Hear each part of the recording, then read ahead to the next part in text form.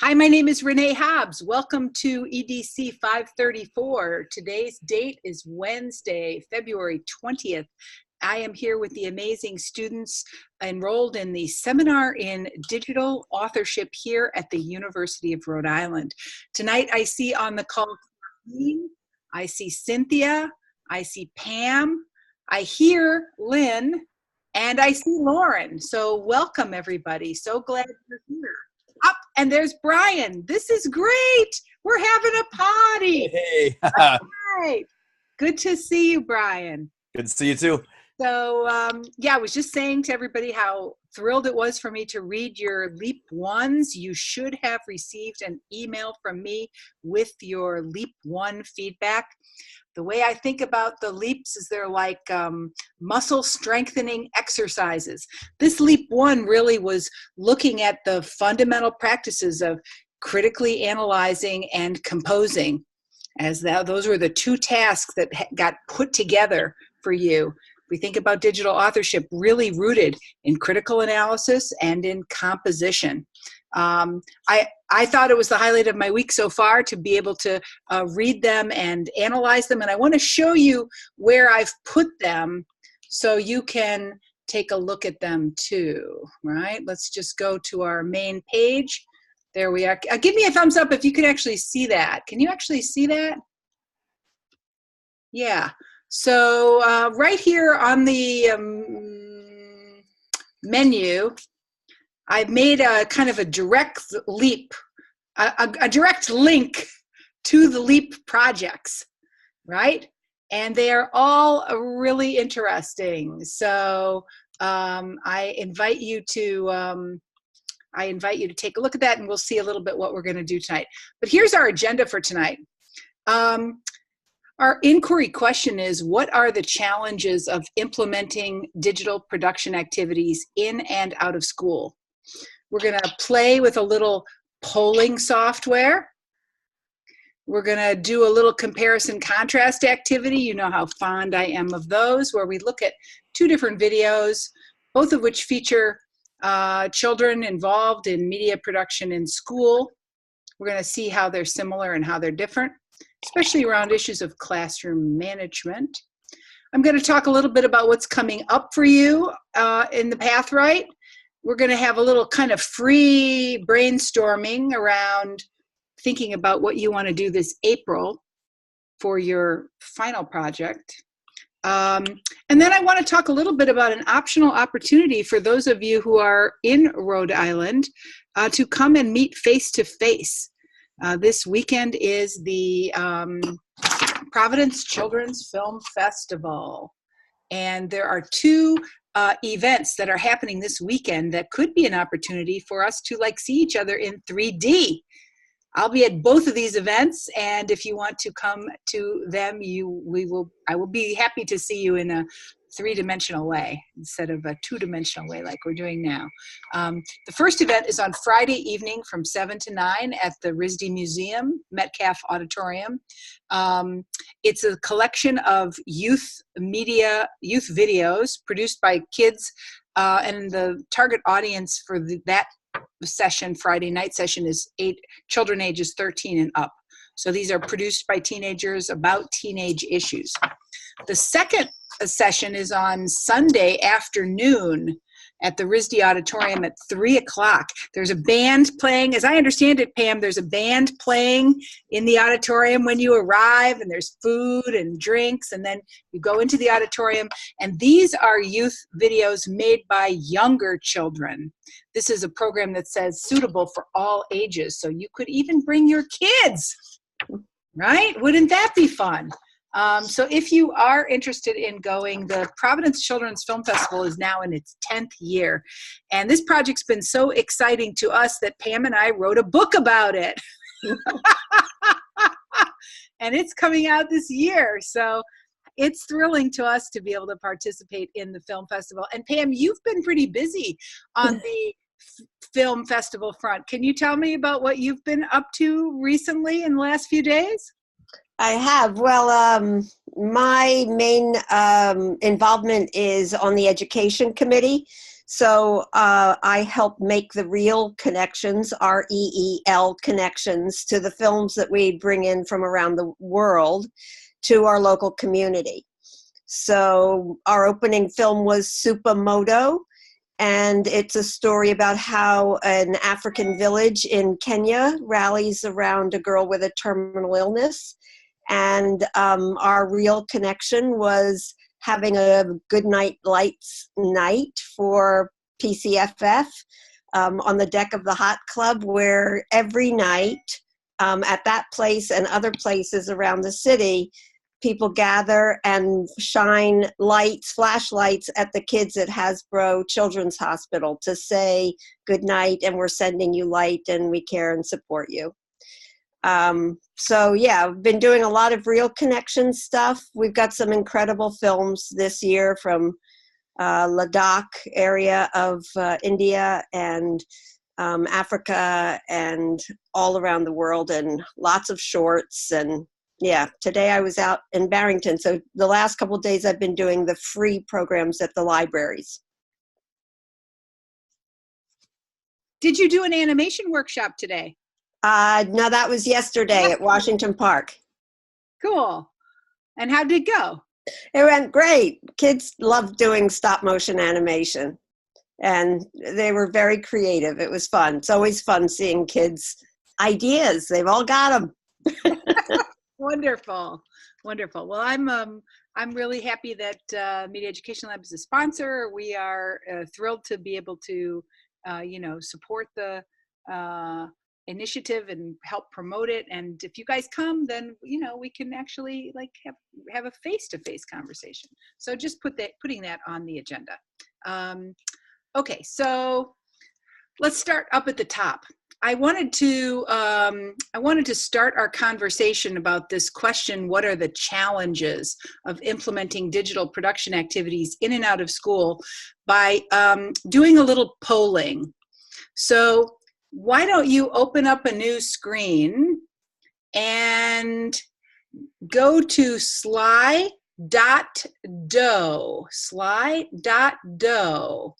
and you can use the join code 7503 to share your opinion. Okay, so hold on here. I'm going to take you there right now. Go to sly.do,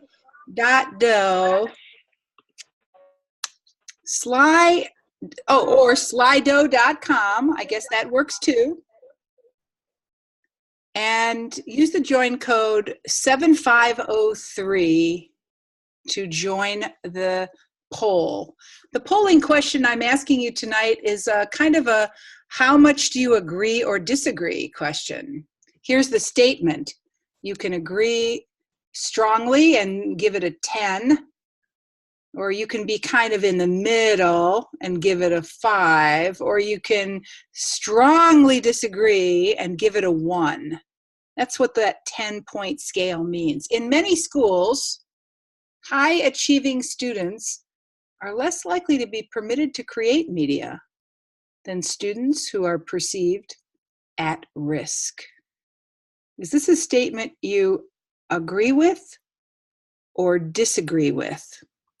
Place your vote.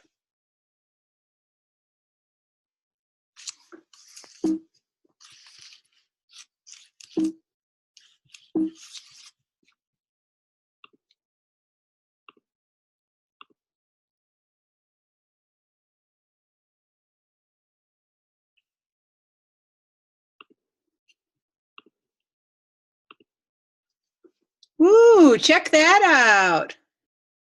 Okay, so we've got the votes coming in.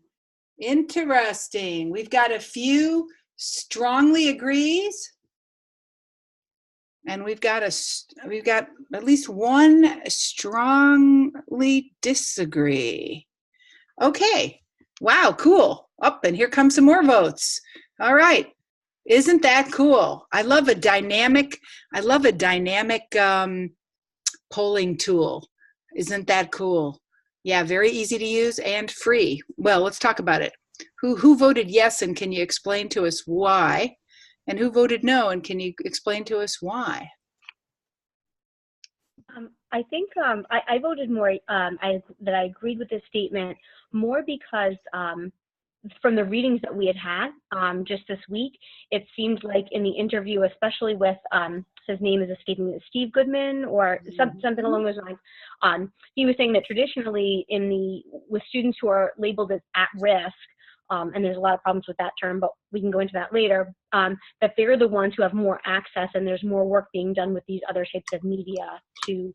That's exactly right. Lauren, you're exactly right. Steve Goodman says you're more likely to find youth media programs in poor schools or with at-risk kids than you are in high-performing schools. That's what he says. Good observation. But not everybody agrees with that statement. Let me hear some other perspectives. Are high-achieving students less likely to be permitted to create media than students who are perceived at risk? And if so, why is that? I teach AP language, and we have a little bit more flexibility to play around with some media things in the class. But from what I can see with my colleagues that teach other AP classes, there's just no room for especially ones that are more content driven. I just don't think that they feel like they could take the risk to deviate from those demands, and so those are those kids that would be right there. So that's just my intuition of seeing that. Thanks for sharing. Other perspectives? I also, in reading the article by Suzanne Smythe Toohey, and I don't know how to say her last name, Diane Dagnay. Yeah. It talked about how we need to have an alternative definition for literacy versus the traditional like written alphabetic literacy, and that if kids aren't meeting those learning goals as they are set up now, they're not going to be, that digital activities such as doing video production and the like are seen as extra, and they don't get to them because they're not.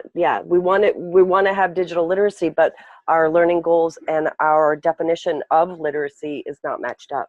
That sounds exactly like Smythe's main idea. It doesn't fit in the boxes. So this new set of competencies doesn't fit in the old boxes, so it doesn't get enacted. And so the gap gets wider and wider. Yeah, Smythe is worried about it. She's worried that technology is going to be used just to do the same old, and not really develop the digital literacy competencies, but be more, test preparation type activities. Okay, let's try for the second question, shall we? And you kind of know where I am with this already. The second question is opened up now. Let me see if I can display it. You can probably see it. There's what it says. It says, agree or disagree. Give it a 10 if you agree. Give it a 1 if you disagree. Video production activities do not fit into the outcomes assessment paradigms of K-12 education.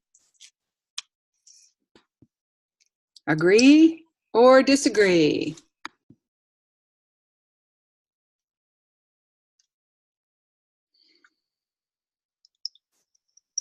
Okay, I see some votes coming in. This is so cool. I love watching a dynamic, display of data. Okay, and so we have 4 votes tallied, really with some differences of opinion here. Some people strongly agreeing with this statement and some kind of on the fence about it. All right, talk me through this. What's behind your thinking here? Well, I was kind of going with my own experience, but also what Brian said about how he, as an enterprising teacher, tries to work video production into his AP English. I think that in many cases, video production or digital production activities, media production activities are there somewhere, but they don't often get implemented. Like they might be mentioned as a, if you have time, or this could be good, or I think the key words were do not fit for me. Thanks for sharing. I was one of the ones, Pam, that I was more on the fence too for this, but I looked at our use of school-wide rubrics and how I oftentimes in my classroom am very creative with how I apply those school-wide rubrics. And I find that if I can craft my language in a prompt that matches, you know, as long as students are crafting an argument, it doesn't necessarily say it has to be in the form of an essay. So I find that I can kind of push the boundaries a little bit with how I apply some of that technique. Because if the skill is argument, then if they're presenting an argument, whether that's in writing or digitally, you know, they're still working on the argument skill. So I feel like it can be done. You just have to get a little creative with that. Good point. So that's partly why you were in the middle, because in fact, it doesn't have to be a completely locked down box. Yeah. There's flexibility in those assessment outcomes paradigms that you can walk right into and adapt for your purposes. Thanks for sharing, Lauren. Other perspectives on this? I was going to say something that I think that I agree with her, with Lauren. I was on the fence as well. I think that because it's kind of like a new thing, I think that there needs to be a switch and a shift, like in the way we do things in the classroom. You know, like for example, in my classroom, you know, the way I teach is more traditional. So, you know, to incorporate the video and the technology now, it's kind of like you need to shift. There's a lot that you need to shift in the curriculum. So, but I think there's a lot of room for it, but you just have to incorporate that into your classroom. Yep, it's true. And that trick of how people manage to overcome the challenges is not to be overwhelmed by all the challenges, but kind of to knock each challenge down one at a time. Which brings me to my third question then for you. Here it is. I've just activated this this question for you. Let's see if we can look at it in full screen here.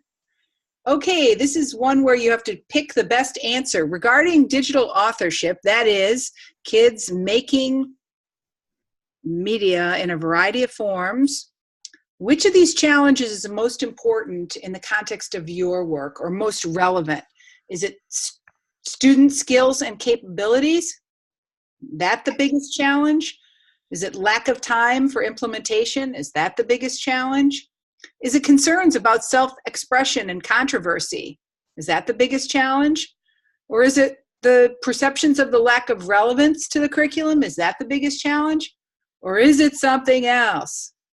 Place your vote. Which of these challenges is most relevant or important in the context of your work? Okay, we have just a couple more people. We're waiting on you. Oh, yes. Isn't that cool? I just love that. I just love that. Okay, who has just joined us?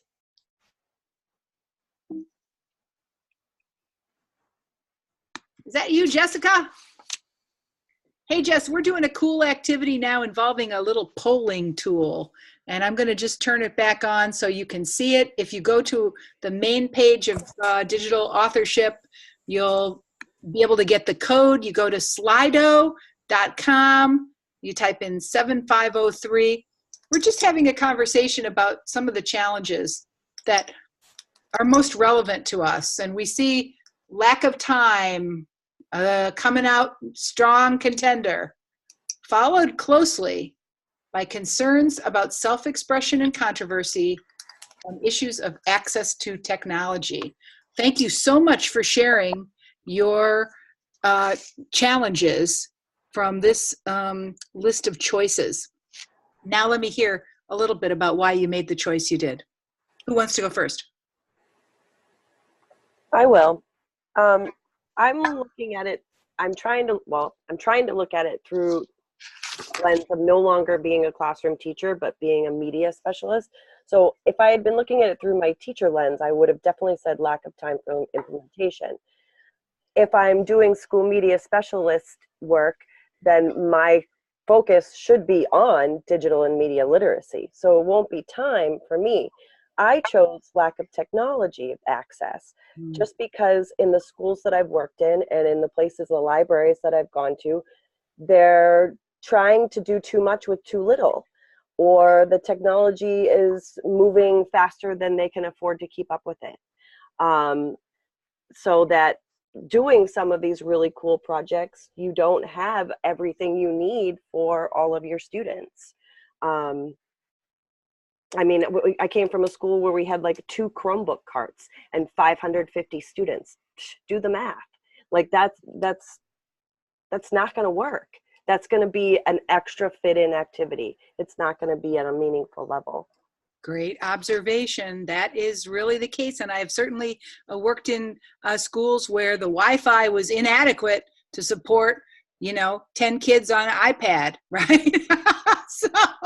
So access to technology is a pretty meaningful barrier still. But how about those of you who picked one of the other barriers? What was your thinking and reasoning behind the choices you made? For myself, we're a one-to-one school, so lack of, technology really isn't an issue. We do have access, but for me, it was more concerns about self-expression and controversy. I find that particularly with I don't know what it is about my 9th grade students, they're an honors class. When they have to do Flipgrid, they are almost paralyzed at times because they're afraid of looking silly or saying something wrong. And so I think so much of it is they're concerned about other people's perceptions of them, and it can get in the way of them expressing themselves. So I struggle with that most. Yeah. And some part of that is a normal aspect of adolescent development, right? Your goal is to fit in. Right? So that fitting in and standing out dynamic can either create transgression where they're being outrageous or conformist and don't want to say anything at all. Yeah, thanks for sharing, Lauren. Other perspectives on this? Which of these challenges is most meaningful to you? We've heard now. Then the only one we haven't heard from is somebody talking about time.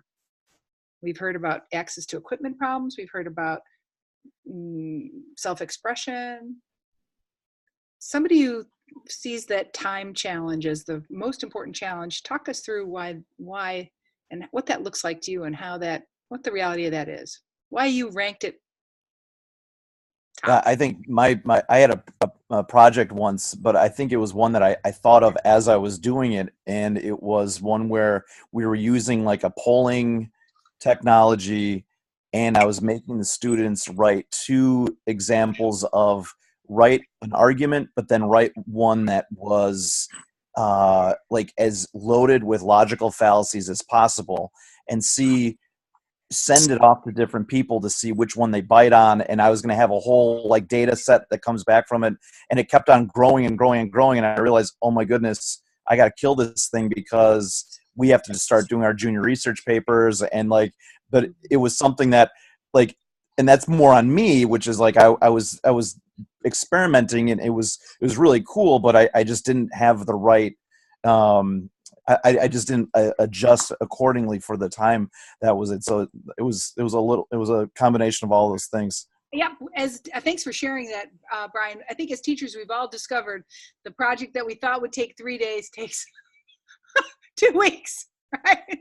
Or the project we thought would take 2 weeks takes a month and a half.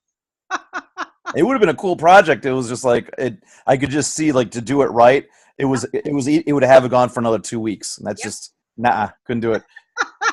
I very much appreciate that. Okay, so in a way, the authors of this week's readings bring up lots of interesting challenges.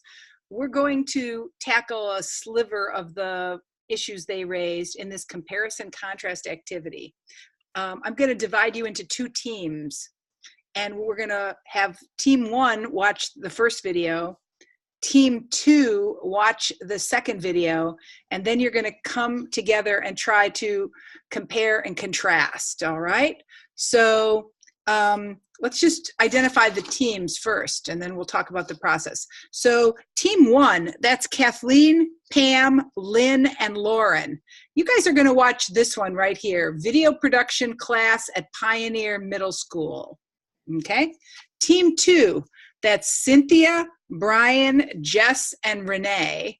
We're going to watch this media arts, managing media arts, from Queensland Curriculum and Assessment in Australia. Each of these videos is just a few minutes long, I think 3 minutes long.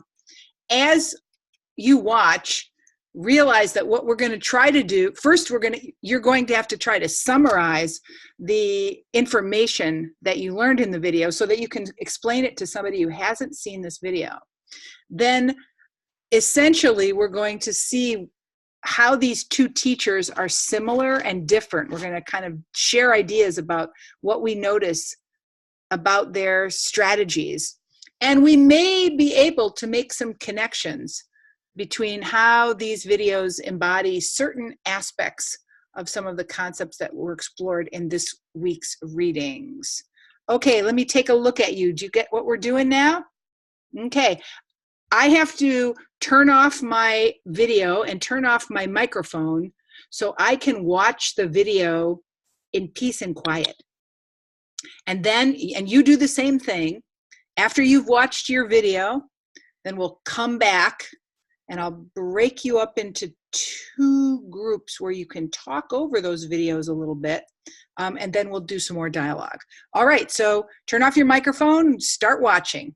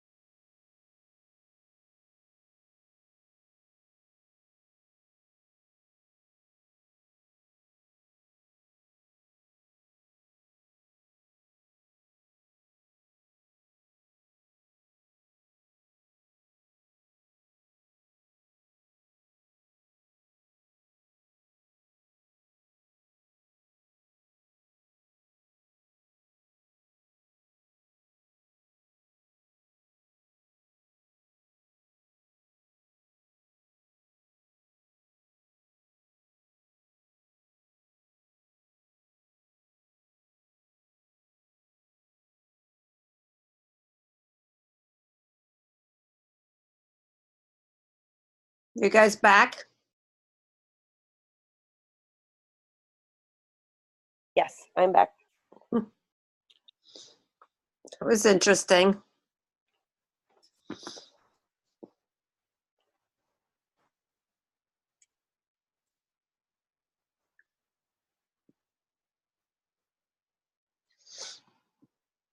So that seemed like an elective course, don't you think? That's what it felt like to me. And what did you think about like the different levels that you could attain? There were like achievement levels. Yeah, I was actually pretty impressed with that because he really, in the hand selecting, he's seeing kids with a special talent for it, and they might go on to go into a career in it. So I think, and they're teaching other kids. So it's also, how you learn by teaching. And I think that's great and gives kids confidence who might not excel in other ways. Yes. Right. I liked the as you said, Pam, just the ownership that the kids have. Yeah. Over the material. There was one scene where he's just kind of standing behind them with his clipboard, but they're completely setting up and owning and kind of directing the situation. So it just mirrors what we keep hearing about, that this learning by doing. So I really like that aspect of it. Yeah. I liked how he brought in all the like cross-curricular connections. So script writing, it's not just about technology, it's about doing some of those other things that fit into some of those other boxes. Okay, now I'm breaking you up so you can continue this conversation, right? You're going to break up we're going to hear the Pioneer people are going to go into one room, and the Queensland, Australia folks are going to go into another room. So, so you can join that group now. I'm going to join breakout room. Okay, who's in this breakout room with me?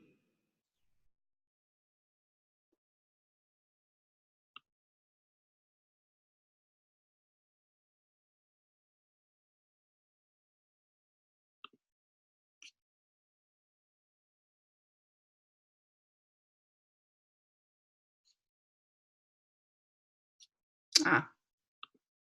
Oh.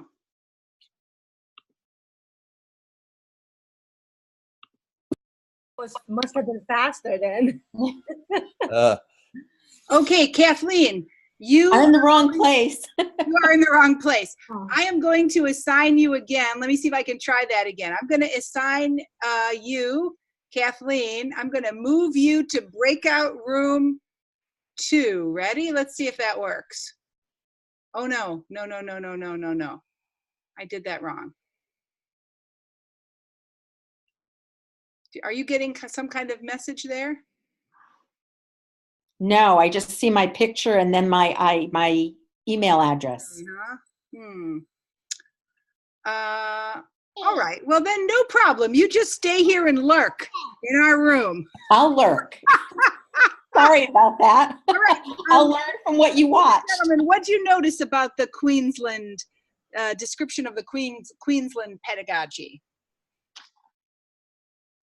So they were very careful about establishing how they would move from activity to activity.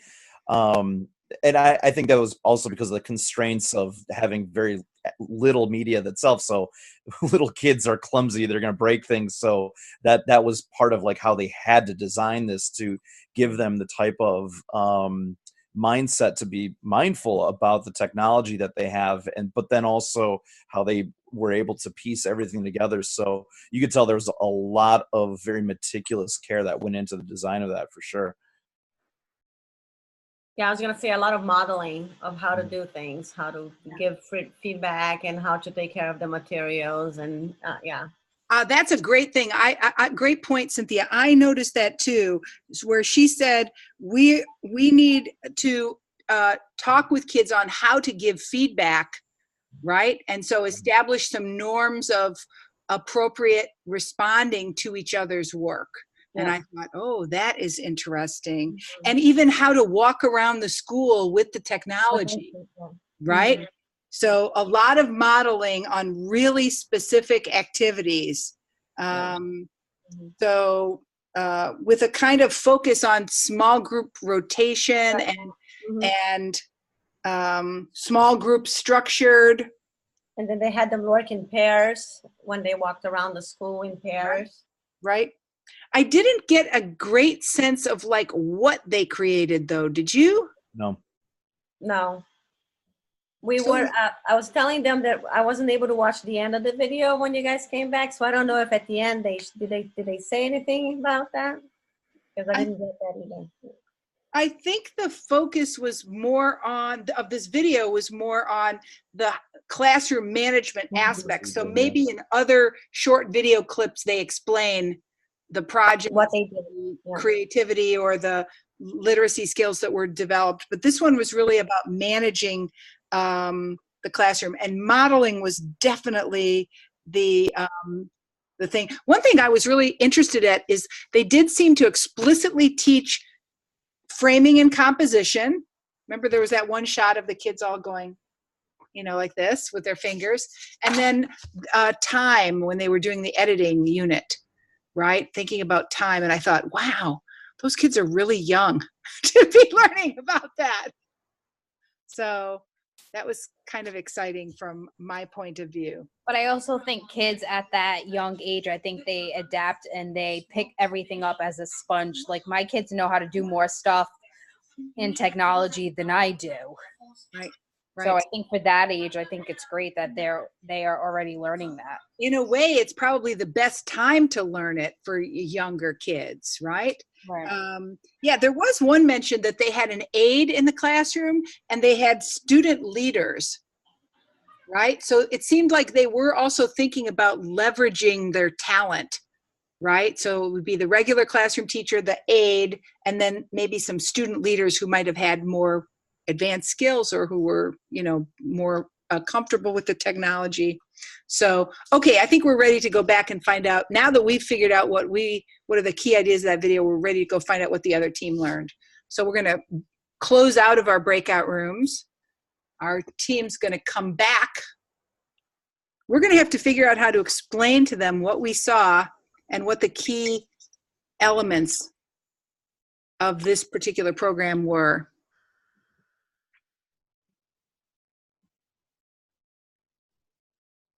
Okay. Are we back? Let's check here and see. Yes, we're all back. Wonderful. Okay, so why don't we do this? Why don't we hear from the Parkland Middle School team first? If you guys can give us a quick summary, then we'll hear from the Queensland folk, and then we'll try to figure out how these programs are similar and different. Aren't we Pioneer? Isn't it? Oh, Pioneer. Sorry. Yes. You got Parkland on the brain, Renee? Got Parkland on the brain. P.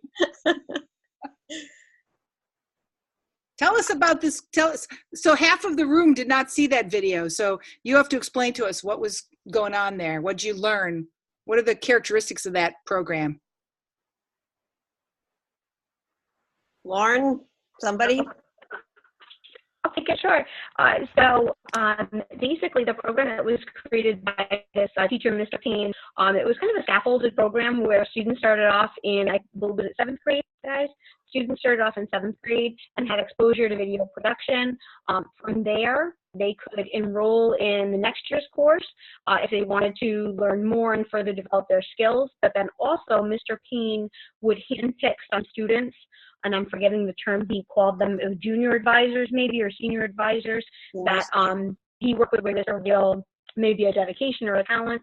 And what was really cool about the whole program was we said it could be an elective, we weren't sure, but it seemed like kids were really taking ownership of their learning, and it was very much of that learning by doing that we've been reading about.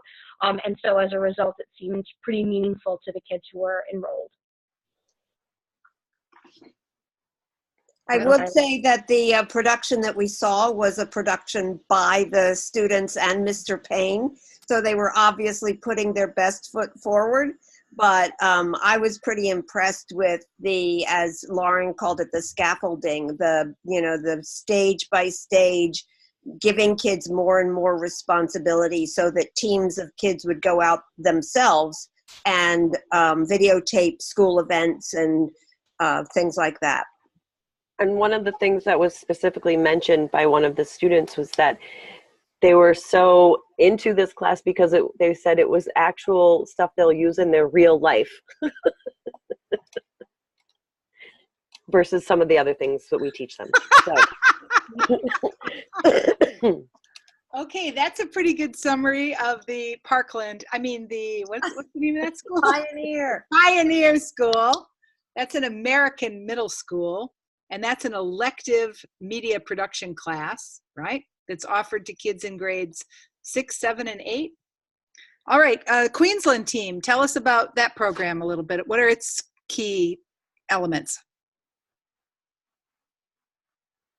So if we were almost like start with the contrast of that, we'd almost should have started this because we would like, I think maybe the program that the Queensland was the building blocks that would get to something like what would been in the Pioneer one, right? So we saw a lot of, I believe Cynthia brought up the idea that modeling was a really key component on top of very meticulous planning by these teachers, because the kids were so young that we don't want them to get in bad habits, the safety of the actual equipment so they don't break it. So they had to be very mindful about the decisions that they make with that. But was also mentioned in our conversation is that their aptitudes and their curiosities, where there was space enough for them to find places to kind of play around with the technology to get comfortable with it. And then from what I'm hearing from what the Pioneer was, they already have that skill set. Now they can actually do the things that scratch the curiosity itches that they have for the content that they want to make. So that's ideal building, laddering on the whole way up, if I'm seeing the connection the whole way through. Maybe. Other elements of the Queensland program that were noteworthy to you?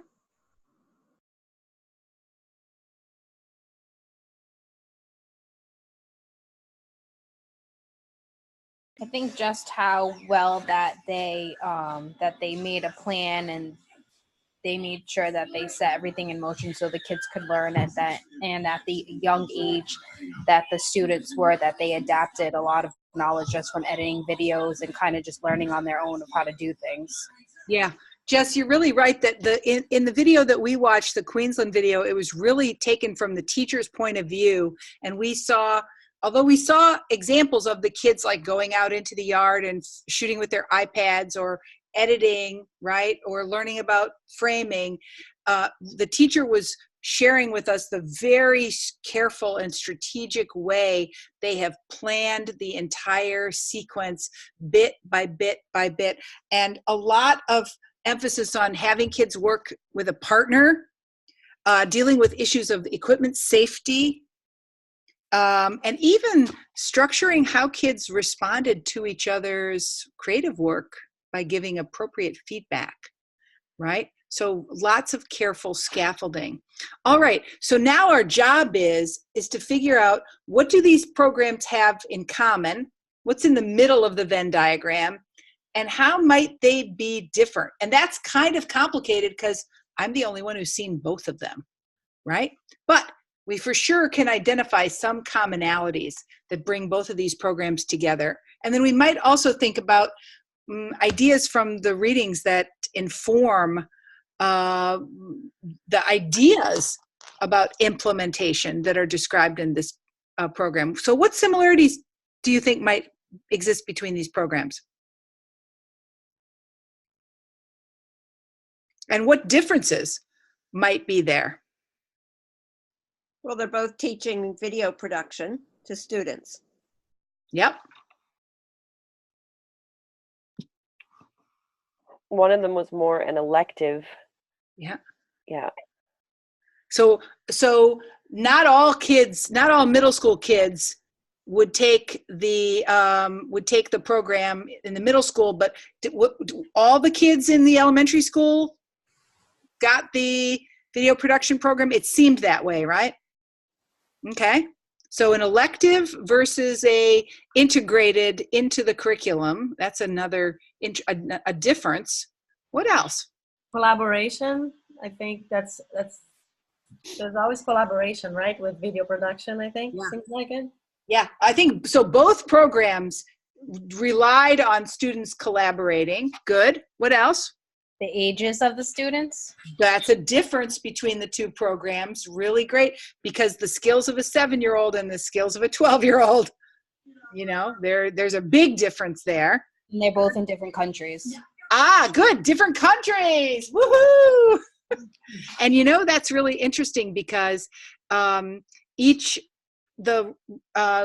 politics in Australia between the relationship between the school district and the state is different than what we have. They have a very strong state system where they have a state curriculum and everybody follows the state curriculum. So what we saw was representing all of Queensland, whereas we don't have such strong state systems.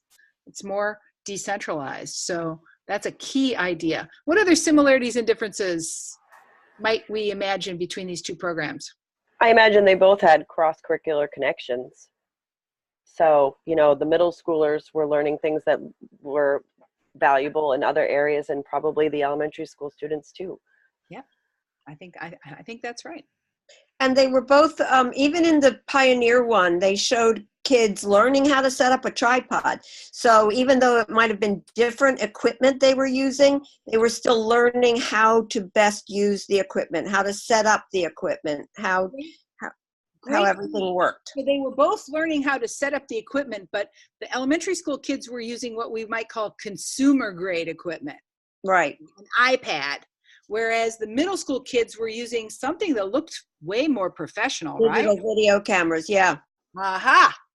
So there were differences in the kind of equipment being used. And kind of jumping off of that too, the middle school students were tasked with the kind of real world application where they were going out and filming the school events. So they had that role and that presence in the school community, kind of looking at them as experts. So there was maybe that difference as well. Boy, that's a great observation, Lauren. I didn't hear the Queensland teacher say anything about an authentic audience for the children's work. You got the feeling that they were creating media as for inside the classroom, but not for a real audience. Whereas those middle school kids were producing the basketball games or the school choir? Everything. Yeah. Everything. That's a real audience. You get that wrong, your parents are going to complain. And I think another thing along that line is it sounded to me like the Queensland one was much more teacher driven, and that makes some sense because of the ages. But the middle school one was surprisingly, at least how it was presented, student driven. They had the teacher, Mr. Payne, who was the overseer, but he quickly brought kids into leadership roles. They were called staff, junior staff and senior staff. And they were the ones that were going out with the newbies and filming things. Yeah. And then I was just going to piggyback on what you're saying, Pat. There was in our video where there was different levels of achievement, if you will, that they could go through and get to a higher level of coursework in the Pioneer Middle School work. Aha, built on a kind of a hierarchical model where the more skills that you could demonstrate and the more leadership you took, the more, power you got in the organization, right? Which might explain why those kids were saying, oh, this feels just like the real world. And this is like a job. These are skills I can use, because it felt like there were some stakes to developing those skills. We didn't get any of that sense with the elementary school program, I don't think. Although there was a mention that there were student leaders, but it was just, it was mentioned and then it was gone. Okay, so I feel like you guys have definitely exceeded my expectations on doing a reflection on these two videos. I think in some ways, we encountered some really different perspectives this week in the readings. With Smythe's fear that the structures of school would refuse to acknowledge digital literacy as real literacy, and that the hierarchies that put print at the top and media at the bottom would be constraining what could happen in a classroom. And with Buckingham interviewing Steve Goodman about working with at-risk kids, his concern was about the tension between vocational training and creativity. And we didn't talk about that, but there might be some of that tension going on with these videos, as the middle school teacher used a much more vocational or real world focused curriculum, and the Queensland teachers, we don't know exactly, but they may have used a more arts based approach. And I think that vocation piece was also evident in the EU reading. Exactly. Explain. Well, it really was kind of an exploration about how the European Union has worked with creativity and culture over the years. And it's kind of gone from seeing creativity as something that certain talented people have that, you know, need to be nurtured in their talent, to an understanding that we're all creative beings. And that, and also that creativity is an absolute huge necessity for the workplace today. And so the more we can bring creativity into classrooms and into schools, the better we'll all be. Yep. So it also had that vocational piece in there. Yep. I was fascinated at the way in which they framed creativity as an antidote to the deadening aspects of industrialization and urbanization, right? So creativity can have, I think if you think about it, media creativity serves as a counterpoint to the sort of hegemony of Hollywood too. If you're in Europe, your kids making their own European culture, right? Their own British culture, their own German culture, their own Slovenian culture. That's a form of, it's an economic value. It has social value. It has cultural value. So creativity is framed as a benefit that goes far beyond the individual child to influence the whole society. So I think we probably saw more of that in the Queensland curriculum than we did in the Parkland curriculum. Okay, so I want to talk a little bit about what's coming up. I am so excited to look at your listicles. And Lauren, I just have to say, you guys I mean, it's not due till the 22nd, right? But Lauren, I don't know, how did you do this? But this is the most beautiful thing I saw today. This is the listicle, right? Done. How did you make it? Did you make it as an Adobe Spark? Yeah, so this is an Adobe Spark page, and actually you guys taught me at the Summer Institute how to use Adobe Spark Video. So this was my first Adobe Spark page, and I'm a little bit of an Adobe Spark groupie now, and I love everything that they have, but it makes things so pretty. I adore it. That is a pretty cool thing. I'm really looking forward to the listicle. You know, the listicle is everywhere in our social media culture. So practicing using that genre is a really great thing. And I'm really pleased to see you guys tweeting and sharing your creative content on the Twitter. It makes me very happy. You are outward-facing communicators, educators, and educational leaders, right? So that's a very big happy place for me. In general, you'll see how I am responding and commenting as I'm moving through your threaded discussions on Pathright, and I'm actually going back to the PDF annotations and looking at some of your comments there now. But let's talk a little bit about, since I only have 5 minutes left, what I'd like you to do for next week. I'm just reminding you again and again about Leap 2. I've given you a little bit of scaffolding to find your partner, because now that's the most urgent thing to do. Between now and really the weekend, you should make a stab to find your partner, because Leap 2 requires that you work together to create something, right? And until you have a partner, you can't even begin that work. If you click here, you'll see that I've put your emails so that you can reach out to each other, and then a place where you can identify your partnership. So once you've, gotten hooked, so to speak, you can establish your partnership here, right? And I think I put your emails. I don't know that I put your emails at the bottom of this page, but I'll do that right after this class. Some of you have already suggested partnerships that I think would be made in heaven, and so you can choose to take the initiative on that or not. But Leap 2 is coming up pretty quickly. That's the Friday before the spring break. And so this is going to be an important step for you to take moving forward. But our topic for next week is about identity. And we're asking the question, how does authorship construct personal, social, and political identity?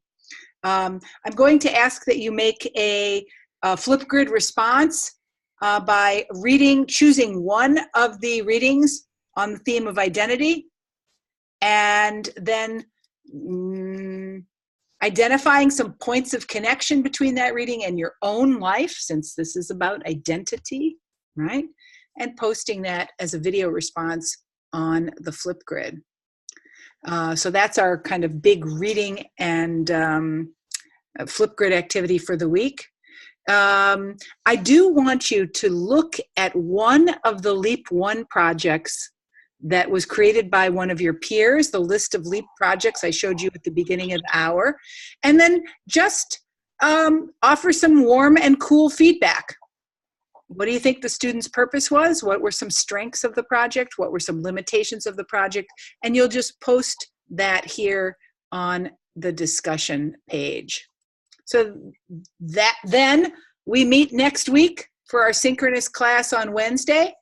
And by then, you will have established a partner, and you'll have an idea, and you'll be starting to steam away, and I'll hear a little bit about the progress that you're making. Okay, so that's what's up for next week. What questions do you have before I let you go? Okay, so that means the creative juices are flowing. You're going to have a lot of fun with this partnership project. As scary as it might sound, it turns out that when you come together in conversation, you create something new just by talking together. So many of my former students have said that the secret of this collaborative Leap 2 is carefully documenting your talk. If you guys spend half an hour in talk, you'll find the ideas just fly. And all you have to do is harvest a few of them and make something interesting, right? So have fun with Leap 2, because it is fun, and it really illustrates this idea about the power of 2 when it comes to creativity. Okay, if you need to reach me between now and next week, you know the best way to do that is on the Twitter, but also by email, and you have my phone number in the syllabus. Have a great week this week, and I'll see you guys next week, all right? Thank you. Good night. Bye now. Good night.